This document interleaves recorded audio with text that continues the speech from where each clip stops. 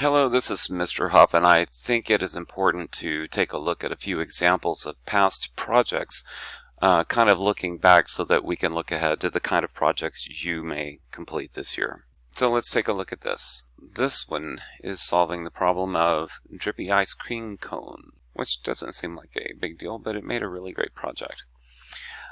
This is a refrigerator that uses an external unit. So in the northern climates, when it's cold outside, some of the work done by the refrigerator, it takes advantage of the cooler temperatures outside so that it doesn't need to use as much electricity.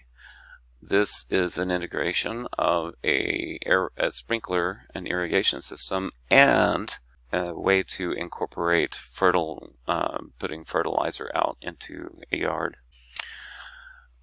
Have you ever been driving and been at a stoplight on a sunny day and the sun's shining right down in your face? This is a tiny camera that shows the stoplight, and it has a little LED or LCD screen here so you can see when the light turns red and green.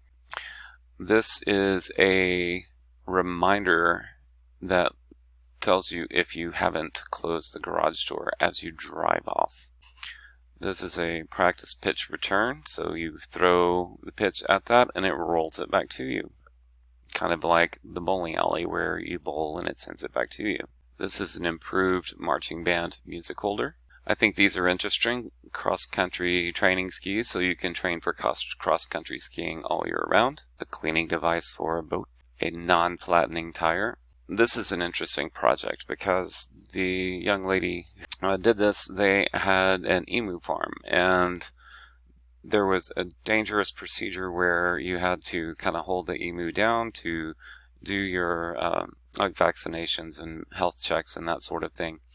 So she designed a device, and you can see some of the process here, where you could put the emu in it's basically a squeeze, and flip it over and do your stuff safely without getting kicked, and then release the emu. So it was a lot less stressful on the people and the animals themselves. You can barely see it in this picture here, but there's the device. She built a model of an emu showing how the device would squeeze them and rotate them over so you could work on them. This young lady developed a coating for brick to remove graffiti. So you can see that the process is being done here. Once you have that coating on the brick, if someone were to spray paint it, then it was easy to remove the paint. This is another interesting one that would be tough to pull off today, but one of the things is hunting accidents. We'll talk about if there's an educational program about it to keep people safe, then that's an opportunity. So this young lady developed a hunting safety device that included a transmitter and a receiver. So the transmitter would be located on the gun and the receiver would be located on the vest. So if someone is uprange of you, it would warn you that someone was ahead of you and warn them that someone behind them had a gun pointed in their direction. So this is the young lady. Part of her project was this shotgun, and they had to get clearance from their superintendent for her to bring this to school and use for her project, and they agreed to it if she removed the firing pin. So it was kind of interesting to watch this young lady walking down the hall with the shotgun.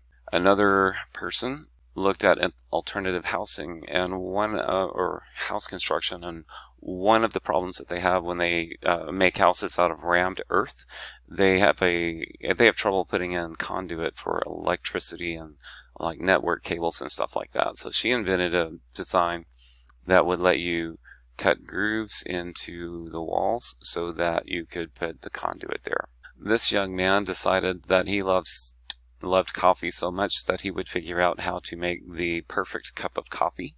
And so he did a lot of analysis to try to understand how to measure what measurables he could find to describe and quantify what makes a perfect cup of coffee. This group combined a drone and a water sampling device and GPS to do water sampling across a body of water. A lot of times when you are doing water samples, you can only go to the edges, and it may not give you a good picture of what's happening out in the middle of the body of water. So they designed this drone to go take water samples across a grid pattern on a pond. This young lady had an ambitious project. She wanted to reduce the temperature, the surface temperature of tennis courts.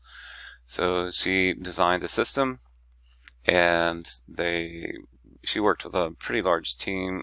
They built it and discovered that it didn't work, but she knew exactly why it didn't work. So actually this was a successful project in that she tried it and evaluated it very, very carefully to discover what it would have to do in order for it to work. These young ladies were very interested in seagrass restoration along the coast, and they designed these pins to hold down the fabrics that they put to help the grass get started. So this is an environmentally conscious project. And here's some more of that project. They tried multiple designs and found the best design was this one with the 2 sets of barbs on each peg. These young men decided to try to design a water purification system, and in doing so they had to learn a lot about fluid dynamics, and while their project didn't work the way they hoped, all of them learned an alarming and substantial amount about fluid dynamics to discover how the pump worked.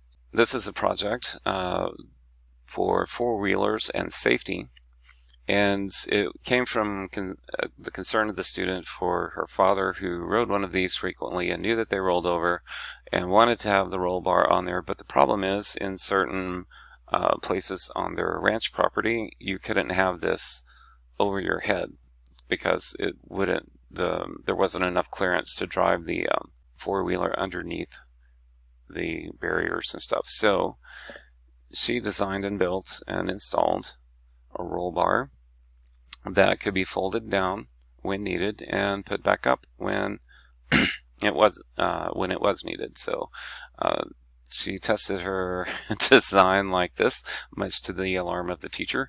But please come up with safer ways to test your designs before you do this. But you can see here that it definitely works. These young men designed a scalpel with a retractable blade, so it automatically retracts when it's not being used.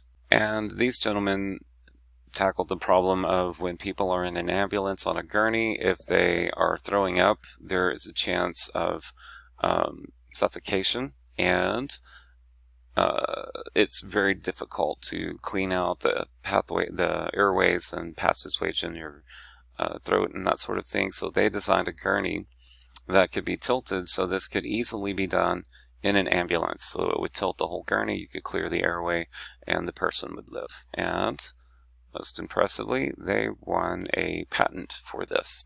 So that's a real quick review of some ideas that people have tackled in the past, and hopefully you find this inspiring.